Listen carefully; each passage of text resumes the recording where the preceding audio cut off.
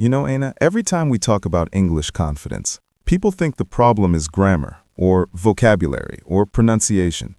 But honestly, most of the time, the real problem is nerves. That little voice in your head saying, what if I make a mistake? What if they don't understand me? What if I sound stupid?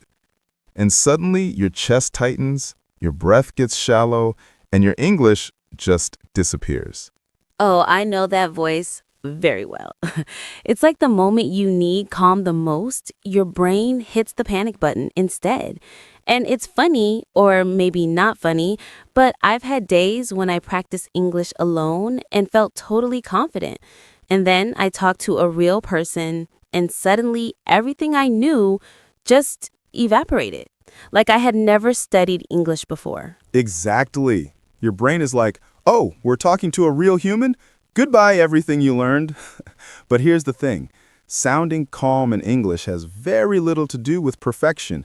It comes from rhythm, breath, from small, gentle, intentional choices. And you can learn them. You can practice them. You can literally train your voice to sound calm even if your heart is pounding. And that's what we're going to show you today. One long, real conversation. No steps, no points. Just you listening to how calm English actually works. Because if you hear it, you can copy it. And if you copy it, you start becoming it. Exactly. So let's start with something simple. Imagine you're walking into a meeting, or a class, or a conversation with someone new.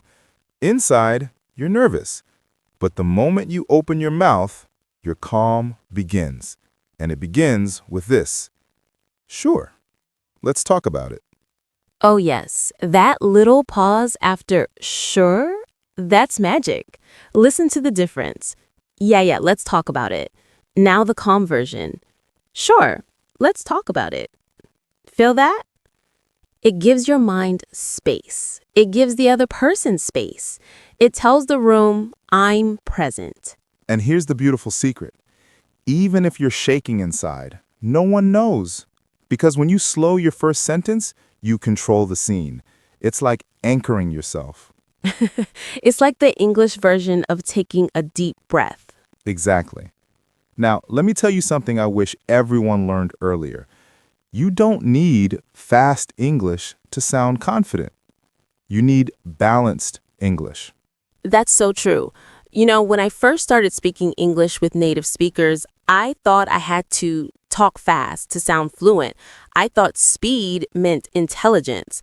So I tried to keep up, and I ended up sounding stressed, not smart. Of course, because when you rush, your voice goes up, your breathing goes short, and your brain goes into survival mode. Calm English is the opposite. Lower, slower, more intentional. Less performing, more being. And that reminds me, one of my favorite calming phrases is, let me think for a second. I love how it buys time, how it makes you sound thoughtful instead of nervous. Exactly. One sentence can change your whole energy. Listen to this. I don't know, maybe. And now, let me think for a second. Which one sounds like a calm adult? Which one sounds like someone panicking inside? We both know the answer. And here's something even deeper. English is emotional. People don't just hear what you say, they feel how you say it. Your tone tells a story. You can say, I'm not sure, in a way that sounds terrified. Or, I'm not sure. And suddenly you sound grounded, balanced, even confident in your uncertainty. Yes, people underestimate downward tone. When your voice rises at the end, I'm not sure, you sound like you're asking for permission.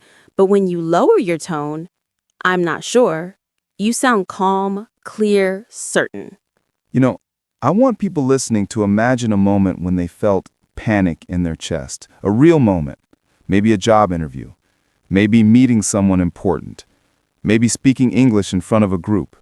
Feel that memory for a second. Now imagine you had the tools to hide that panic from the world, not by lying, but by guiding your voice gently. That's the beautiful part. You're not pretending, you're not acting. You're just giving your nervous system a little help, a little support. Sometimes your heart needs a moment, and your voice can give it that moment. Exactly. And the best way to support your voice is through short sentences. Because long sentences carry anxiety. Long sentences stretch your breath. And when your breath stretches, your fear stretches with it. Let me show you another example. I'm not exactly sure what to say, but maybe we can try to start with, and now, I'm not sure. Let's start simple. Beautiful example. See how short sentences feel like stepping stones? Safe, clear, easy to follow? Anyone can learn to speak like that. You know something? Calm English isn't about being fearless. It's about being gentle with yourself. When you speak slowly, when you pause, when you let your tone fall instead of rise, you're telling your body, you don't have to fight. We're safe. That's so true. And it's why I always tell students, you're not talking to impress people. You're talking to connect. And connection doesn't need perfect grammar. It needs presence. Exactly. Sometimes the calmest English is simply honest English, like saying, I need a moment, or can you say that again, please? That's not weakness. That's confidence disguised as clarity. Let me share something. Years ago, I worked with a brilliant student. Smart, talented, hardworking, but every time she spoke English, her hands shook, her voice shook. She felt like a small child in an adult room. We didn't study grammar. We didn't study vocabulary. We only studied breathing, pacing, warm tone, downward endings. And after 2 months, she said something that made me smile for days. She said, I still feel nervous, but people can't hear it anymore. That is the power of calm English. That's beautiful, because that's the truth. Confidence doesn't always feel like confidence. Sometimes it just sounds like it. Exactly. Sometimes your body needs time to catch up to your voice, and your voice can be the leader. If your voice becomes calm, your brain begins to calm. If your breath smooths out, your thoughts smooth out. Language becomes easier, words flow, conversations feel lighter. And I want you, the listener, to imagine speaking English slowly. Imagine starting a sentence with, sure, we can talk about that. Imagine asking, let me think for a second. Imagine lowering your last word. Imagine using short sentences. Feel how safe it sounds. Feel how adult it feels. Feel how steady it feels. You don't need to fight your nerves. You don't need to hide them. You just need to guide them. Your voice is not your enemy, it's your anchor. Let it be slow.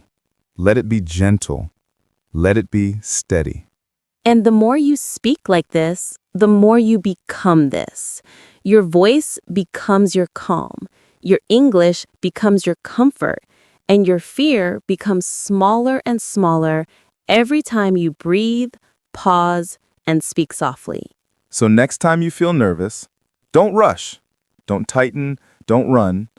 Just breathe and let your voice carry you. Because you can sound calm even when you're nervous. And with practice, you won't just sound calm. You'll be calm.